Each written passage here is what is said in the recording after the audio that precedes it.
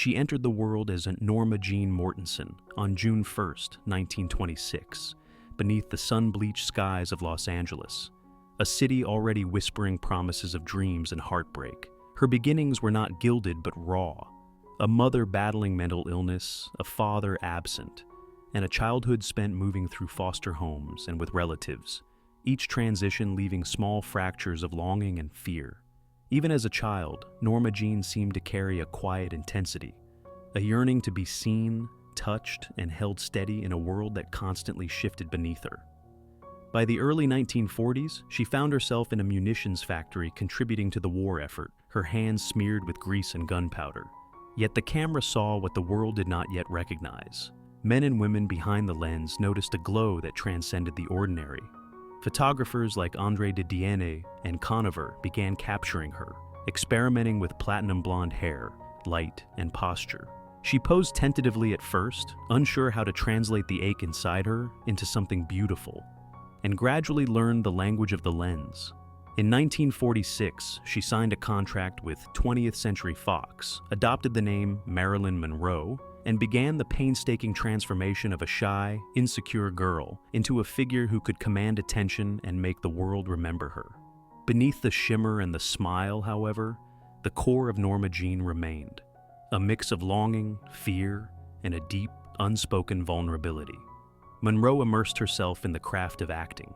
She studied at the Actors Studio, taking classes that forced her to confront the raw truths of her emotions, learning to channel pain into performance. She took small roles, often cast as the dumb blonde, yet her expressive eyes and nuanced timing suggested depths beyond the stereotype. Films like Ladies of the Chorus, 1948, and All About Eve, 1950, showed glimpses of her emerging talent, while The Asphalt Jungle, 1950, and Niagara, 1953, revealed a growing sensuality framed by intelligence and subtlety. Her breakout came in films like Gentlemen Prefer Blondes, 1953, and How to Marry a Millionaire, 1953, where her comedic timing and charm lit up the screen. Monroe's laughter in Some Like It Hot, 1959, was not just playful, it was defiant, a sound that demanded attention and revealed agency within a role that could have been purely decorative. Directors and co-stars came to recognize her instinct for spontaneity. She would rehearse lines until they felt alive, subtly bending scripts to make them hers. Yet, behind the glamour, she struggled. Anxiety, insomnia, and depression shadowed her daily life, sometimes requiring hospitalization, sometimes leaving her isolated and trembling with self-doubt. She married 3 times, James Dougherty, Joe DiMaggio, and Arthur Miller, each relationship a reflection of her search for stability and recognition beyond the silver screen. Monroe's influence extended beyond performance. She understood the power of image, of visibility, and of controlling her narrative. By founding Marilyn Monroe Productions in 1955, she began selecting scripts like The Prince and the Showgirl, 1957, and The Misfits, 1961, asserting a creative authority rare for women in Hollywood. She challenged studio control, demanded higher pay, and sought roles that reflected depth rather than mere spectacle. Photographers like Milton Green captured her not just as a symbol of beauty, but as a woman of complexity, playful, strong, vulnerable, and fiercely self-aware. In public appearances, she could charm a room, yet letters to friends reveal a woman who felt isolated, haunted by the past and the pressures of fame. Her fragility contrasted sharply with the radiant, confident persona the world adored. She confided in friends and therapists about feeling like an empty stage, and sometimes questioned whether she could bear the weight of expectation. These private struggles, interwoven with her public triumphs, define the duality that continues to fascinate audiences. A woman at once luminous and painfully human. Her final years were marked by both ambition and turmoil. Films like Something's Got to Give, 1962, and her appearances on television.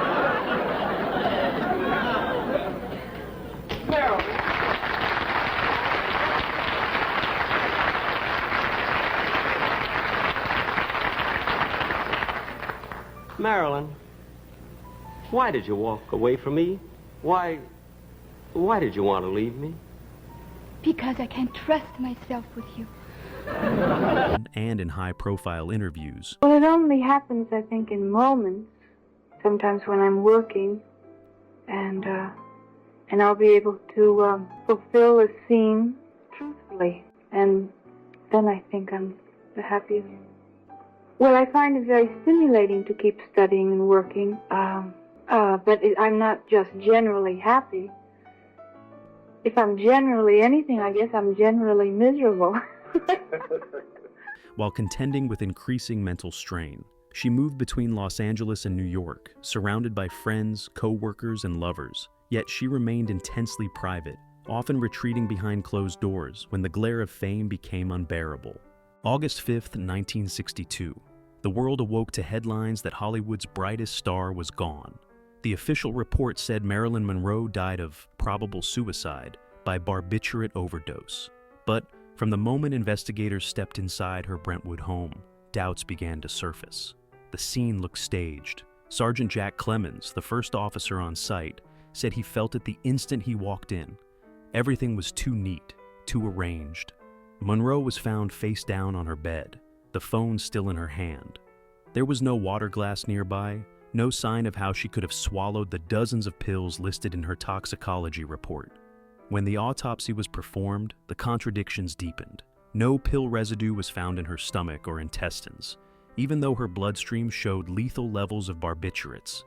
There were unexplained bruises on her body and signs, known as dual lividity, suggesting she might have been moved after death. Even stranger, parts of her autopsy record were incomplete. Samples of vital organs, including her stomach and kidneys, vanished before further tests could be done. The mortuary was contacted before the coroner, and the timeline of who discovered her body and when has never fully aligned. In the years that followed, speculation swirled. Some pointed to her ties with President John F. Kennedy and his brother Robert. Others whispered about the mafia or intelligence agencies fearful of what she might reveal. Declassified CIA documents confirmed that Monroe was being monitored, though they stopped short of proving foul play. More than 6 decades later, one fact remains. Marilyn Monroe's death, like her life, is wrapped in mystery. The records, the rumors, the missing pieces, together they form a puzzle that refuses to rest. And perhaps that's part of her lasting allure. The haunting possibility that the truth about Marilyn was never meant to be simple. Her funeral on August 8, 1962, brought together stars, dignitaries, and mourners from around the world. She was cremated, and her ashes were interred at Westwood Village Memorial Park Cemetery in Los Angeles. In death, as in life, she remained a figure whose light and shadow captivated the imagination. Marilyn Monroe's legacy is a living contradiction. Fragile, yet fiercely self-possessed. Playful, yet deeply serious. Icon and human. She transformed the cultural landscape, setting new standards for beauty, sexuality, and fame while challenging studio hierarchies and asserting the power of female agency.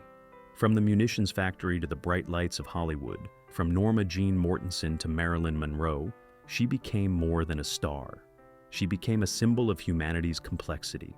Triumph and vulnerability intertwined, laughter and longing inseparable. Through her films, her photographs, her public appearances, and her personal struggles, she remains immortal, a reminder of the cost and the brilliance of being fully seen.